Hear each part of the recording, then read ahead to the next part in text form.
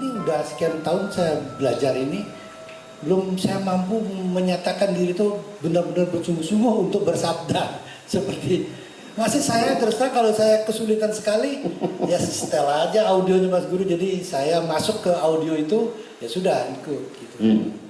Nah, ini fenomena ini apakah benar jadi apa yang saya sampaikan itu? Oke, terima kasih.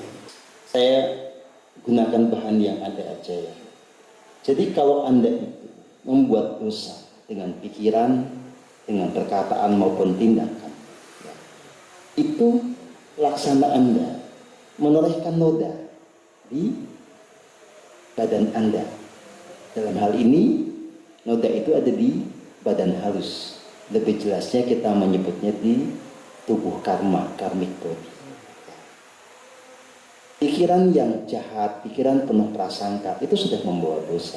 Apalagi kata-kata yang tanpa kasih, kata-kata fitnah, apalagi tindakan yang nyata yang tidak selaras. Gak usah jauh-jauh ya, buang sampah sembarangan itu udah dosa. Nah, pengampunan itu mekanisme bagaimana si noda ini kemudian dibersihin. Oh ya. Nah, pertanyaannya, apa cara yang paling efektif untuk membersihkan si dosa itu?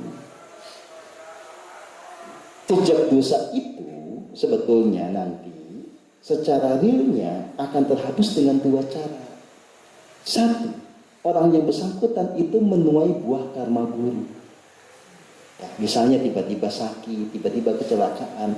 Itu nanti kalau Anda perhatikan pasti ada korelasi dengan pembersihan salah satu atau beberapa bagian dari jejak dosanya. Selama kemudian dia menerima sakit atau menerima musibah yang datang dengan ketulusan, tidak bersuluk, maka sebagian karma dia akan dibersihkan. Oke? Cara kedua, kita tidak usah menunggu si karma buruk ini berbuah. Saya menyebutnya ini sebagai meditasi api suci. Kita menginisiasi sebuah proses agar kekuatan api suci ilahi dari relung hati kita ini itu membakar jejak dosa kita. Sehingga yang tadinya tubuh kita itu kotor penuh dosa itu bisa dikurangi, bisa diberesin.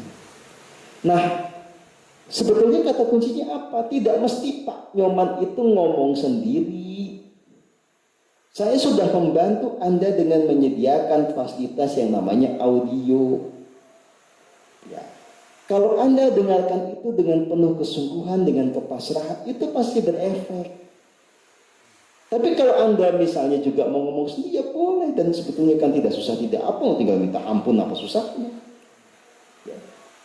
Jadi ini letak susahnya itu karena di pikiran Pak Nyomas kalau ada keruwetan, dibuat-buat sendiri gitu loh. Hal-hal yang simpel dibuat ruwet. Ya. Nah, sekarang kita fakta ya. Sudah ada audio. Audio mengarahkan kita kepada penyadaran akan pengampunan yang tanpa syarat yang mengalir dalam nafas. Saya sudah memimpin Anda.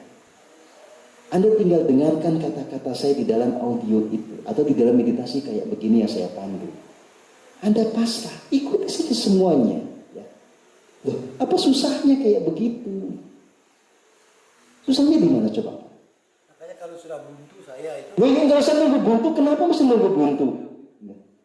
Kalau memang Bapak bisanya dan nyamannya dengan mendengarkan audio saya, ya ikuti saja itu. Sama aja dengan yang lain-lain soal penataan DNA, soal penyelarasan cakra. Ya, udah dikasih fasilitas kok. Ya tinggal dipakai, kan nggak ada yang ngelarang.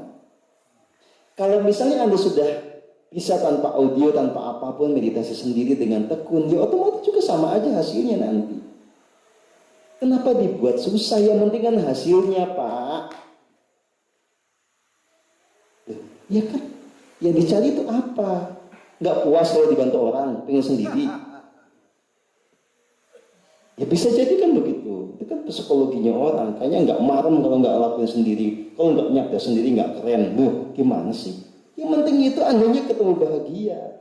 Ketika Anda sudah semakin dimurnikan, maka kemampuan-kemampuan yang semula terpendam itu akan muncul ke permukaan. Gitu loh. Ngomongnya Pak Nyoman itu siapa sih? Oh, cita. Oh. Belum keras Cita. Belum keras, ya kan baru 2 hari. Kita tunggu tanggal mainnya.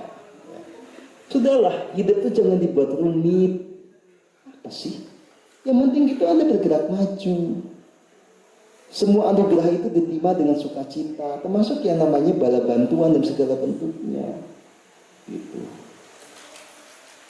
Karena nanti begini Pak, ketika Pak Nyoman itu sudah sampai pada taraf kemajuan tertentu dengan bala bantuan yang saya berikan, nanti Bapak akan mandiri dengan sendiri. Ya, kalau Bapak belum bisa, ya nggak usah sok-sokan mau mandiri lah, gimana sih?